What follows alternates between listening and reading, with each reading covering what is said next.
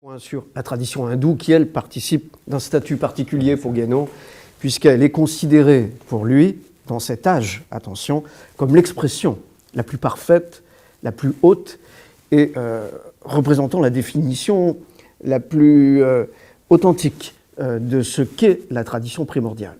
Voilà, hein, et cette référence, d'ailleurs, son premier ouvrage, Introduction générale à l'étude des doctrines hindoues, en est la proclamation, si on peut dire, de cette vérité. Il proclame, il annonce au monde la notion de tradition par ce texte extraordinaire dans lequel on va pouvoir retrouver les intuitions de l'ensemble de son œuvre ultérieure par la suite.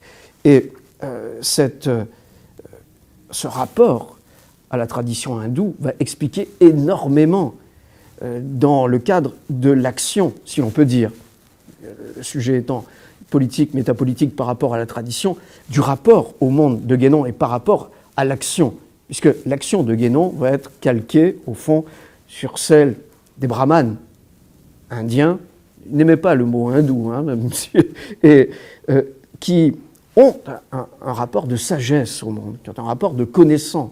Ce sont des gens qui ont réalisé la connaissance, le soi.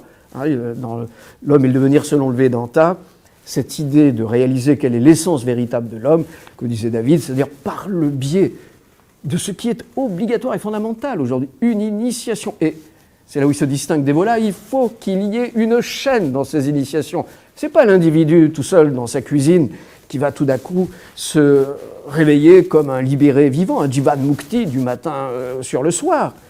Non. Il en émet l'hypothèse, mais pour de très rares cas. Hein. Il va parler de Jacob Boehme ou de quelques êtres exceptionnellement doués. Mais le reste de l'humanité est obligé de se rattacher à une tradition qui peut revendiquer par une chaîne ininterrompue un lien avec cette tradition primordiale.